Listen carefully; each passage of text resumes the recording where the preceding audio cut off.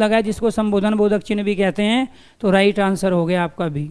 कई बार इतने आसान क्वेश्चन होते हैं, हम सामान्य बुद्धि ना लगा के विशिष्ट बुद्धि लगा देते हैं। एक साइकोलॉजिस्ट थे स्पीयरमैन, उनका ये कहना था कि सामान्य बुद्धि के क्वेश्चन सामान्य बुद्धि से किए जाए पेपर में तो सही होंगे, और विशिष्ट बुद्धि के यानी कि एक जी फैक्टर एक एस फैक्टर है, तो आपको एस फैक्टर का प्रयोग केवल मैथ और साइंस में करना है, बाकी जगह नहीं करना है।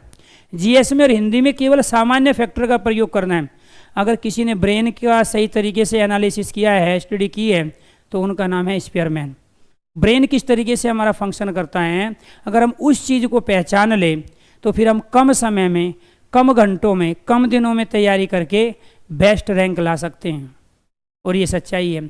वहाँ कोई सोनू मोनू टोनू पेपर देने नहीं जाता है, वहाँ आपका ब्रेन पेपर देने जाता है। IQ लेवल इसका टेस्ट होता है कि आपका बुद्धि लेवल क्या, जानबूझ के आपके इसमें क्यों ऐड किए गए ये अलग अलग सब्जेक्ट, मैनेजमेंट, रीजनिंग, इंग्लिश, ये सारी चीज़ें क्यों की गई। वो इसीलिए की गई कि वो आपका IQ लेवल देखना चाहते हैं कि पर्टिकुलर इस एज ग्रुप में जो 18 से 40 के बीच है, हालांकि ST SC OBC को छूट है, इसका मतलब ये हुआ कि 45 साल प्लस बच्चे भी इसमें अप्लाई करेंगे, क्योंकि 5 साल की छूट है SC ST OBC को, हैंडीकैप्ड को उससे भी ज़्यादा छूट है। तो 50 साल तक की एज वाले बच्चे इसमें फार्म भर रहे हैं, और PhD वाले, MBA वाले, BTech वाले, एनीथिंग जिसको भी भरना है वो सब भर सकते हैं। ऐसे नहीं है कोई विशेष यहाँ पे क्वालिफिकेशन है, सिंपल ग्रेजुएशन होनी चाहिए। कोई भी परसेंटेज हो, 33% हो या 60% हो, या आप 90 लाए हो, बात बराबर। वहाँ ये टेस्ट आपका IQ लेवल टेस्ट करेगा, और वो उसी की मेरिट है। अब मान के चलो यहाँ पे जो पेपर हो रहा है हमारा 200 नंबर का हो रहा है, और इस 200 नंबर में से 160 पे मेरिट गई, तो ये 160 क्या है, आपका IQ लेवल है। अब कोई 50 किलो का बच्चा पेपर दे रहा हो या 100 किलो का दे रहा है, उसको क्या मतलब। कोई गरीब परिवार से दे रहा हो या कोई धन्ना सेठ परिवार का दे रहा हो, कोई विधायक का दे रहा हो, तो वहाँ कोई मतलब नहीं। वहाँ मतलब है 160 नंबर अगर आपके हैं, यानी कि 160 200 में से क्वेश्चन सही है तो आप पटवारी बन गए। उसके बाद फिर करो लोगों का हिसाब, आप किसके पास जितनी ज़मीन है, कितनी जायदाद है, किसी ने कितनी रजिस्ट्री प्लॉटों की कराई है। जिसने ज़्यादा कराई है उसको बुला लो, आ जाओ। ये बेनामी संपत्ति है, वो बेनामी संपत्ति के चलते आप पे कार्रवाई होगी। मज़ेदार पोस्ट है, ठीक है। तहसीलदार भी आपके अनुसार चलेगा, आप मालिक हो, DM आदेश देगा, उसकी बात आप मानो ना मानो आप पे ऊपर डिपेंड करता है। DM बिना आपके सिग्नेचर के चाह के कुछ नहीं कर सकता। एक ऐसी पोस्ट है जिसमें सैलरी तो कम है लेकिन कद बड़ा है, और इस कद बड़े के लिए आपको ये टारगेट लेके चलना है, क्योंकि फार्म बहुत ज़्यादा जाएंगे।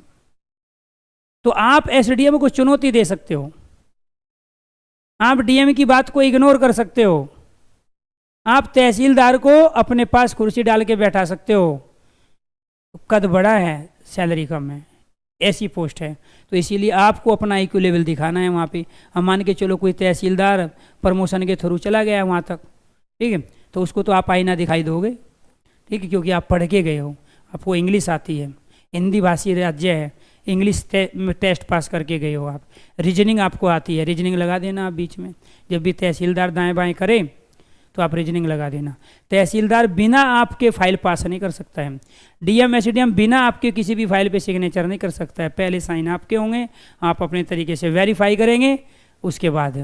तो इसीलिए अगर सिलेक्शन मिल जाता है तो इस बात का ध्यान रखना, वो आपके ऊपर डिपेंड करता है कि आप कितने गरीबों का साथ दे रहे हो, कितने अनपढ़ लोगों को आप समझा रहे हो कि देखो आप अपनी ज़मीन को इस तरीके से बैलेंस करो, इस तरीके से करो। बहुत सारे लोग होते हैं दबंग जो गरीबों की ज़मीन छीनते हैं, दबाते हैं, लेकिन ये एक पटवारी होता है जो अच्छे अच्छों के छक्के छुड़ा देता है।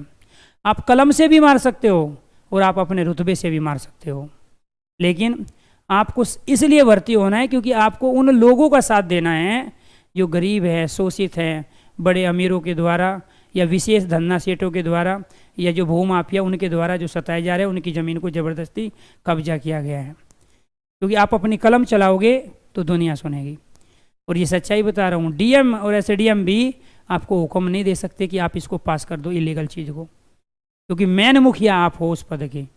और ये सच्चाई, ऐसा कहीं नहीं होता, किसी भी पोस्ट में नहीं होता, चाहे वो टीचर हो, चाहे वो प्यारे दोस्तों पुलिस में सब इंस्पेक्टर हो, लेकिन पटवारी का अपने आप में एक रुतबा है, क्योंकि वहाँ जाके DM ज़मीन पैमाई से अपने आप नहीं कर सकता है। किसी की ज़मीन कम हो रही है, ज़्यादा हो रही है, वो पटवारी का काम है। तो इसीलिए आप चाह के 5-5, 10-10 जिले तक अपनी पहुंच रख सकते हो, ये सच्चाई है। तो इसलिए आप उसी चीज़ के लिए पढ़ो। तो ये क्या कहलाया? विषम्य बोधक।